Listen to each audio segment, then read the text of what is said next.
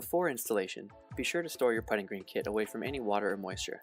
The turf must be completely dry in order to be properly installed.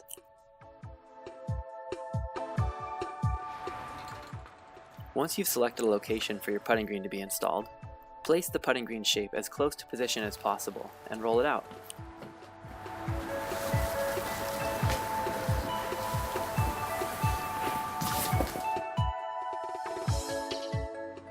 Take note of which direction your green is facing, as the fringe pieces will only fit one way. Measure out 16 inches from the edge of your green each direction to envision how it will fit with the fringe attached. Adjust it accordingly. When you are happy with the position of your green, come back with a tape measure and some marking paint, and put dots all the way around your shape at 16 inches.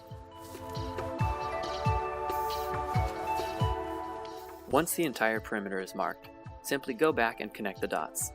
This will provide a boundary in which to tear out your existing base.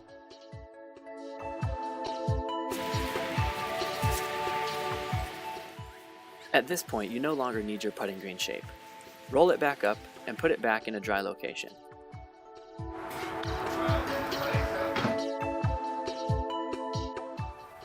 Begin your tear out by placing the shovel vertically on the outside of your perimeter line. Cut straight down all the way around your entire shape to provide a sharp edge to work with. Once your edge is cut, come back and remove the existing base, working from the edges in. You want to dig down approximately 4 to 6 inches throughout the entire shape of your putting green. Before starting the tear out process, it's recommended to have a place to dispose of your existing base. In most cases, we will load the base into a trailer and take it away. Try to keep your tear out as clean and level as possible. This will help you with the upcoming steps in your installation process. When you're satisfied with your tear out, run the plate compactor over your subbase to guarantee yourself a solid foundation for your putting green. Start with a lap around the edges and work in an overlapping spiral pattern to the center.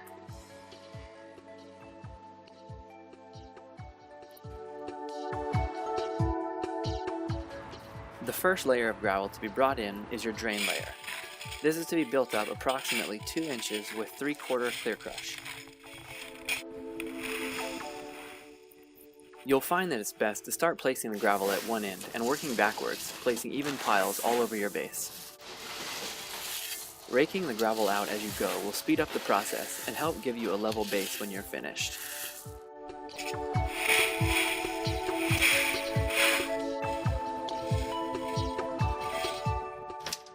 We recommend that you save 4 to 5 shovelfuls of clear crush for the installing of the cups later in the process. Put it in a wheelbarrow or bucket and put it aside. With the drain layer raked level, you can now run the plate compactor over the entire area. For better results, soak the gravel down with the hose before compacting. You can find the plate compactor at any tool rental location near you.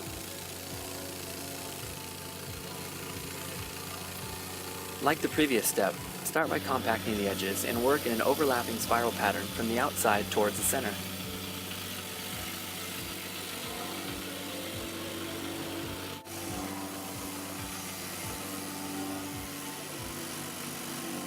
Now that your drain layer is level and compacted, roll out your landscape cloth over the entire surface. This material can be found at many landscape supply centers as well as hardware stores.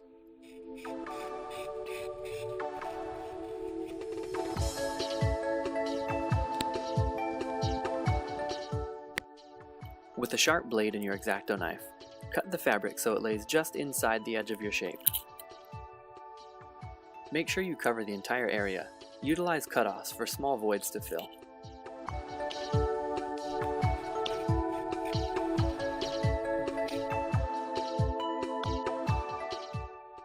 Three-quarter road base is to be placed on top of your landscape fabric to create your base layer. Start by covering the seams of the fabric, then the edges to make sure that it stays in place.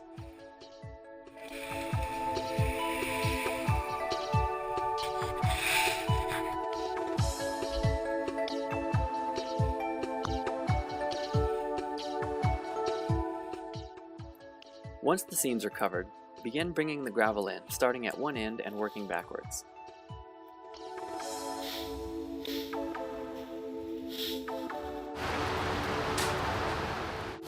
Your base layer should be around the same height as the surrounding grass before it gets compacted. The slope of the yard shown here is slightly steeper than you want for a putting green. In this case, we're going to build up one side of the green with a row of boulders to create a retaining wall. If you are up against something similar, be sure to place the boulders a couple inches into the green area. Cut around the edges of the boulder with a shovel and tear the base out just like you did for the green. Fill the cutout with road base, level it out, then pack it down by firmly setting the boulder in place. It's recommended to lay out all of the boulders you plan to use to make sure you're happy with the look before you begin the tear out.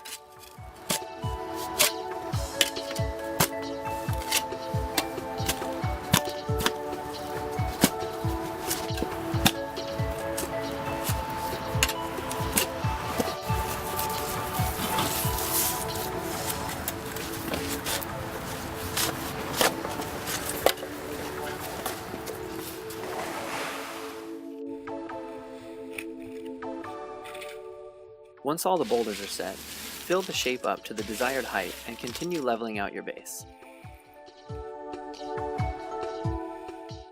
If you're working with dry road base, be sure to wet it before compacting it. The base layer should be shaped as close to your desired putting green as possible.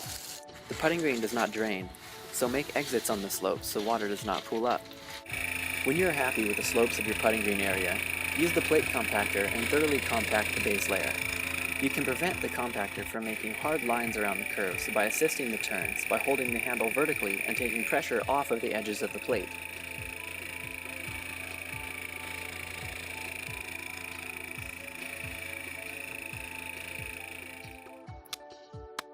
To compact tight corners or areas not accessible with the compactor, use a plate tamper or even a 2x4 and a hammer.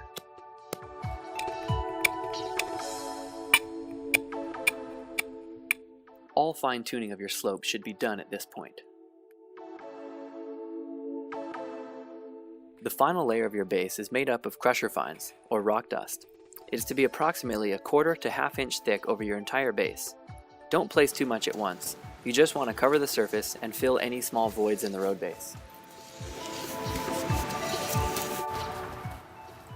This is the most important step in your entire base construction. Any flaws in this step will transfer through to your finished putting green. Rake the crusher fines out and go over it in both directions to remove any imperfections.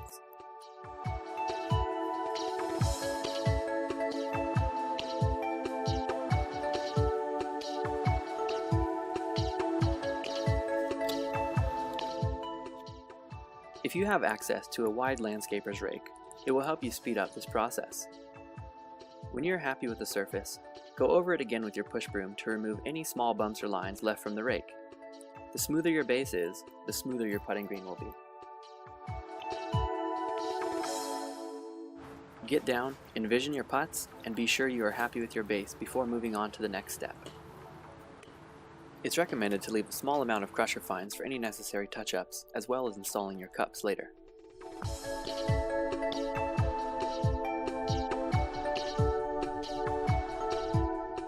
Give the entire base a thorough soaking to ensure that the water penetrates through each layer. You want it to be as wet as possible without water pooling up. This will make sure that the entire base is compacted together and it will not ever shift.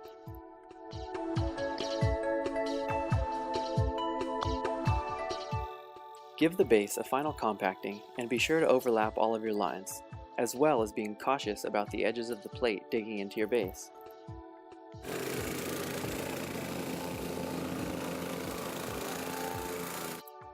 Pivoting the compactor around the corners by holding the handle directly above the plate will help avoid any damage to the base from the machine.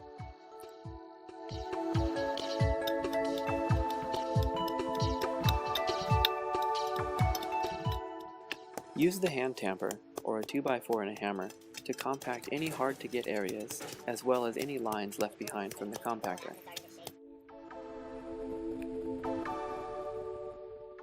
After compacting your base for the last time, you might still have some slight uneven lines left behind.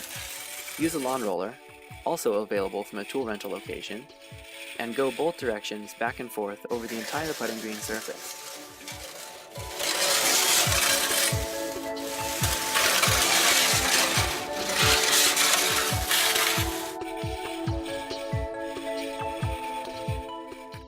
Your finished base should look just the way you want your putting green to look and slope. This diagram will show you just how your base should be built.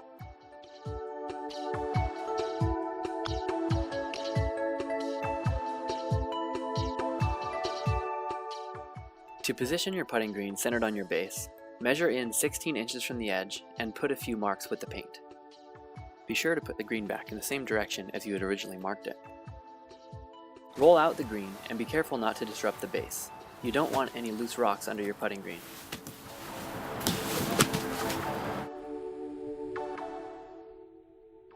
Come back with the tape and measure around all edges. You want 16 inches all the way around. To shift the putting green, grab the edge and wave the green to get air underneath. This will help it slide without damaging your base.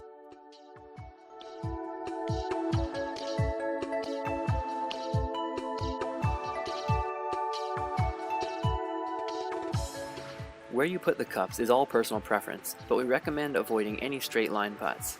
Try to offset them. It will make for a more challenging green as well as a better appearance.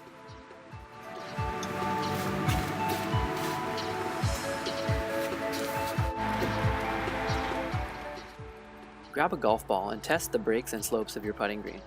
If you're not happy with it, now is the time to make any last-minute changes.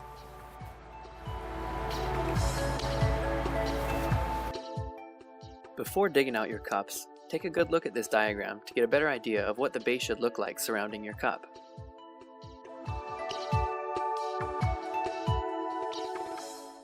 Pull the edge of the green back, lift the cup, put your foot in its place, and use the cup to mark the base where you want the cup to go. Begin digging the hole for your cup and try to keep the surrounding area as clean as possible, not damaging the base. When you reach the landscape fabric, grab your X-Acto knife and cut the fabric away.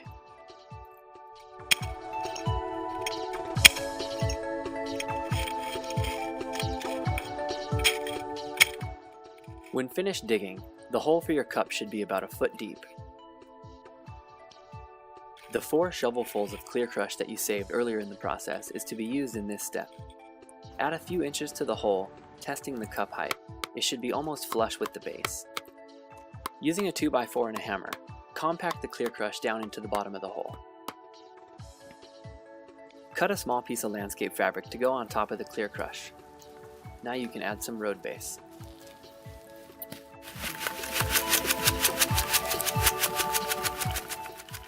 Fill the hole with a couple inches of road base, then use your 2x4 and hammer and pack the road base nice and tight down into the bottom of the hole.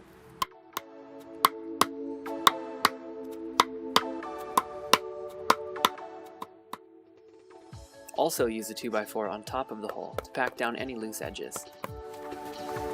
Yep.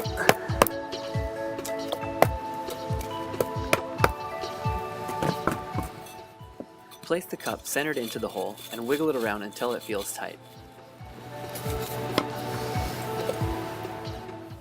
Using the 2x4 and hammer, pound the cup down nice and tight, making sure that the top of the cup is on the same angle as the surface of the base. If the ground is sloped, the cup should be sloped as well.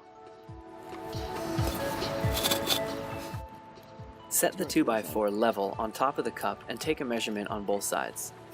The top of your cup should sit 5/16 of an inch higher than the base on both sides. Pre-wet some road base and add it to the hole 1 inch at a time, packing every layer. Place one hand on the cup so it doesn't shift and use the back of the hammer to pack the road base down around the cup.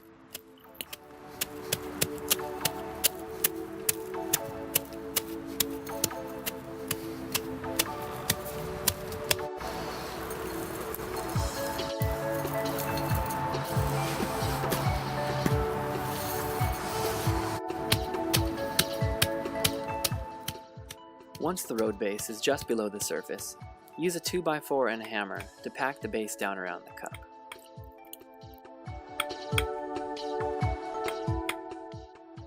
With the cup secure in the hole, place the 2x4 back on top and make sure the height is still where you want it.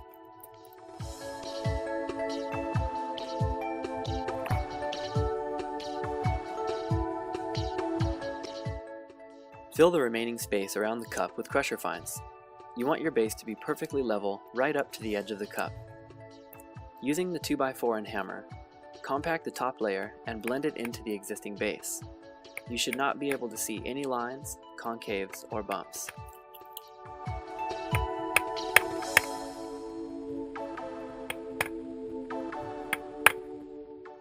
Compacting around the cup could cause the cup to lift a bit. Make sure to press down on it to be certain that it's solid against the base. Using the 2x4 and the hammer, work your way around the cup, making sure there are no imperfections in the base. If you happen to damage the base during this step, feel free to come back and re-rake and hit it again with the lawn roller.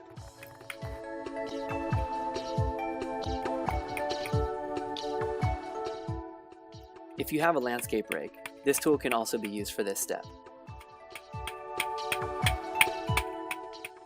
Once complete, lay the putting green back gently to avoid any shifting of the base or green. Once all of your cups are installed in the base, you can now sand fill your green. Using the 5100 silica sand, empty a couple of bags at a time into your wheelbarrow.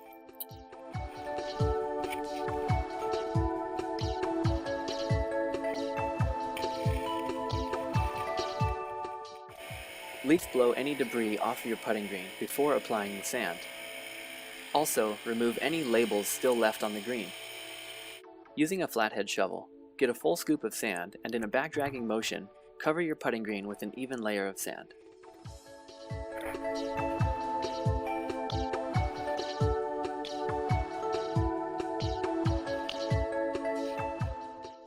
To speed up the infill process, we recommend using a larger head shovel. Keep the tip of the shovel level to the ground to get a nice even layer of sand to flow out when you pull the shovel backwards.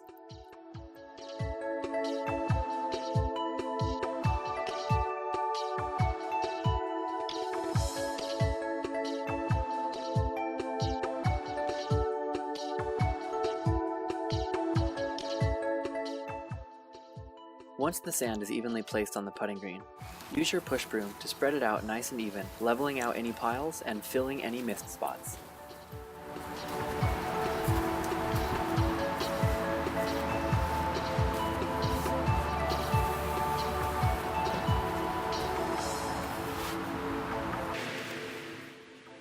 In this first layer of sand filling, you should use just over half the bags of 5100 sand.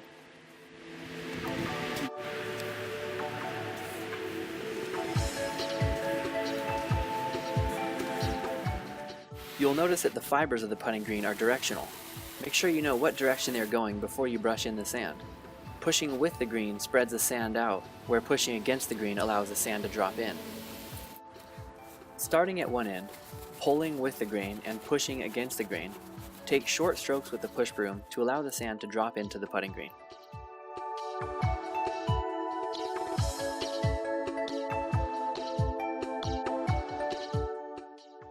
Work back and forth over the green until no sand is visible on the surface. Be certain that you are pushing against the grain, allowing the fibers to stand upright when the sand drops in.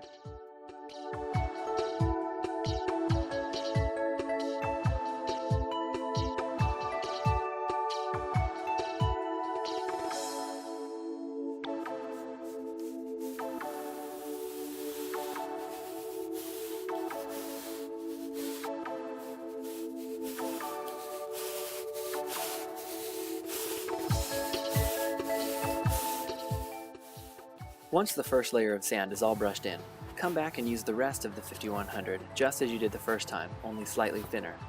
Save a few shovelfuls for a final touch-up.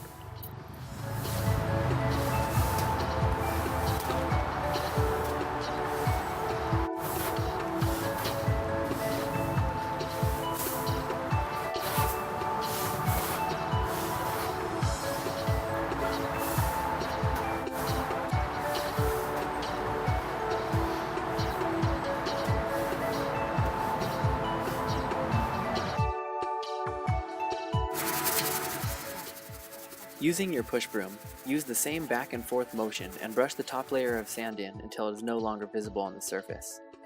Use the remaining few shovelfuls to touch up any spots on the green that feel soft.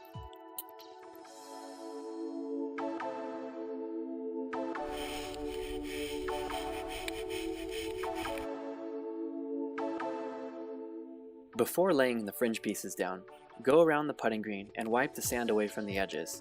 This will prevent the fringe from lying flat if you do not remove it.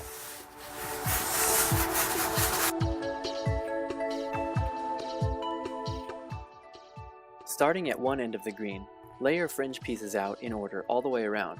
You will come back and adjust them later.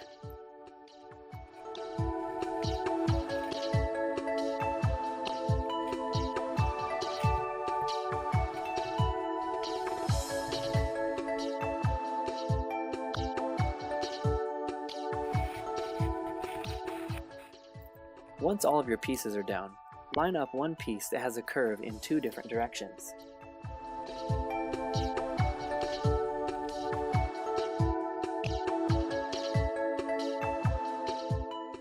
Start by putting 2 spikes in each piece to hold it in place while you line them up.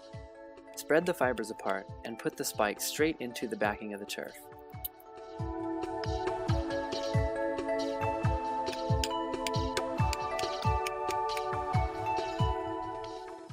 The 2 spikes in each piece will hold everything in place while you line up the fringe all the way around. Don't pound them all the way in, just in case you have to come back and remove them. The fringe should just meet at the seam with no overlap and no gap in between.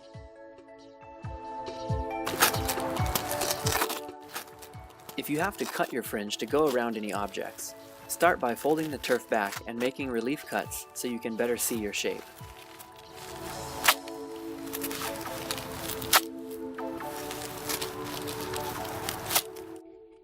These relief cuts allow you to push the turf tight to the object in which you are cutting to.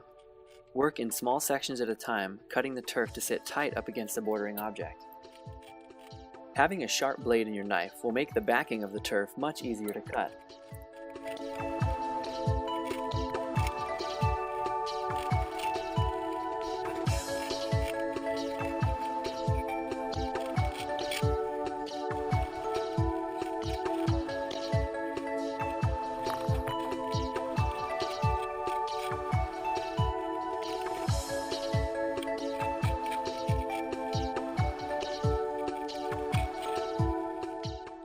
Once any necessary cuts to the fringe have been made, you can now spike the front edge of the fringe down.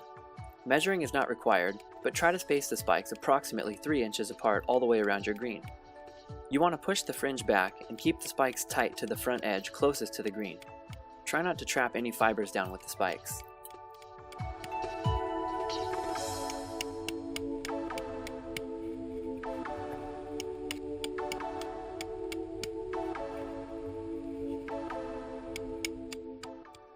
Don't spike the outer 1 foot of each fringe piece just yet. You need to be able to fold it back to glue your seams.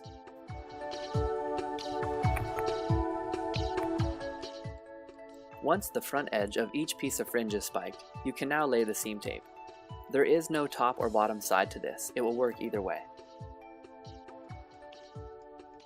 Position the seam tape centered on the seam and cut it with a pair of scissors.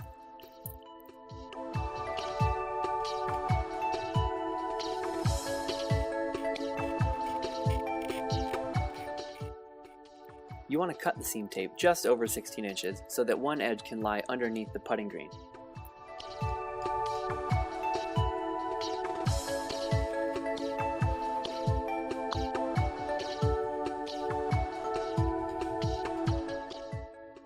Once you've got the seam tape in position, come back and put a spike in each corner.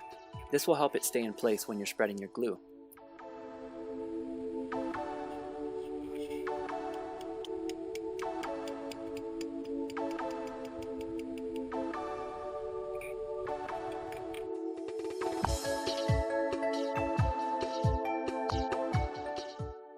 Using a caulking gun, put a thick bead of glue in a zigzag pattern down the piece of seam tape.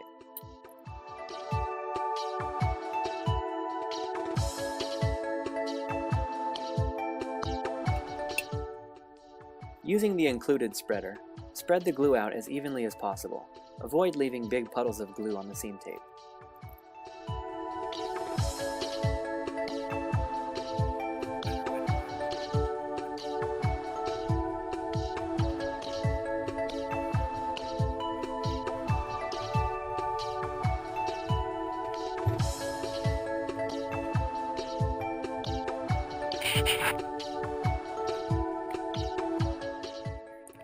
Once the glue is down, grab both sides of the seam and lay it down, starting with the back edge and working forwards. Avoid trapping the fibers down in the glue.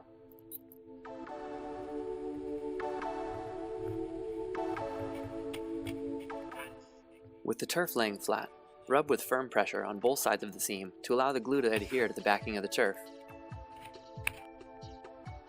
Spike the front edge of both sides of the seam tight to the front edge.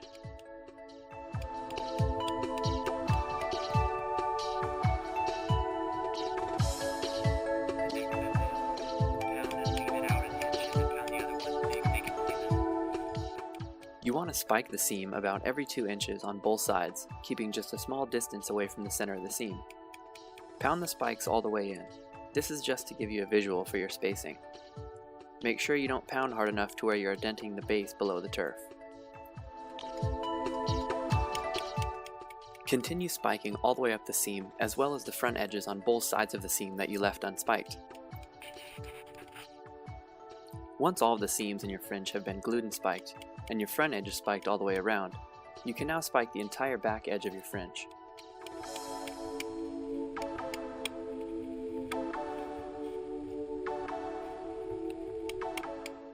On the fringe pieces that were cut to lie around an object, be sure to spike any points or areas that might lift.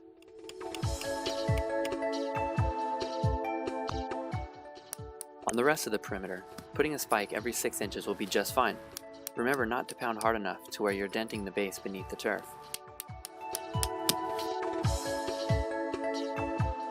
Once you've secured your fringe pieces to the base, take a stiff bristled push broom and brush the fibers of the fringe until they stand upright. The fringe being only 16 inches wide, you will find that a narrow push broom will work best. Once the fringe is standing upright, you can now infill it with your 2040 silica sand. Empty a couple of bags at a time into your wheelbarrow. Grab your flathead shovel and do just as you did when infilling your putting green. Infilling your fringe should be done in 2 steps. You will use about half the bag of 2040 on the first layer.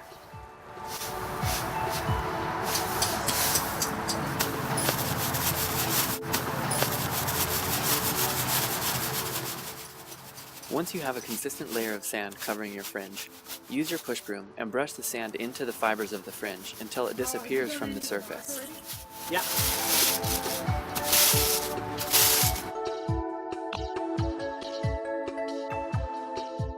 Sand will drop down into the thatch of the fringe and make the fibers stand straight up. Come back with your second layer of sand, spreading a nice even coat over your fringe. Walking on the fringe will allow you to feel if there are high or low spots in the infill. Touch it up accordingly.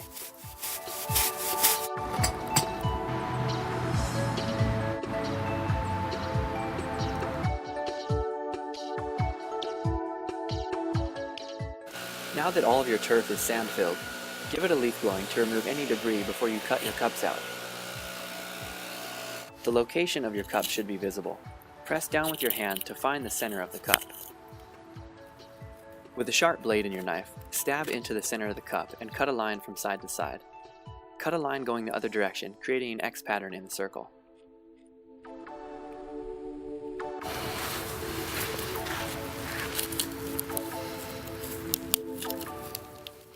With a firm grip on one of the flaps, begin cutting to the edge of the cup. You want to position your blade just outside the edge of the cup so that you create a tight fit without any gaps. Take your time, be precise with your cutting. This is the final installation step and is very important. After you've cut the green away, use your hands and press the edges of the green down around the cup. The top of the cup should be a 1/4 inch or so below the surface of your green. Pull off any loose fibers around the edge of the cup left behind from your cuts.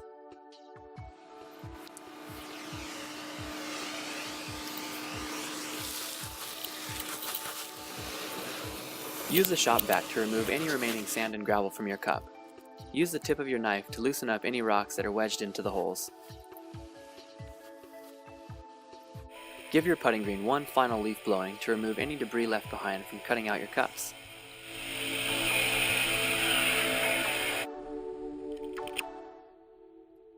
The top of your pins thread off and the flag just slips on. Put the top back on and place your pins in the holes. It's time to test out your new putting green.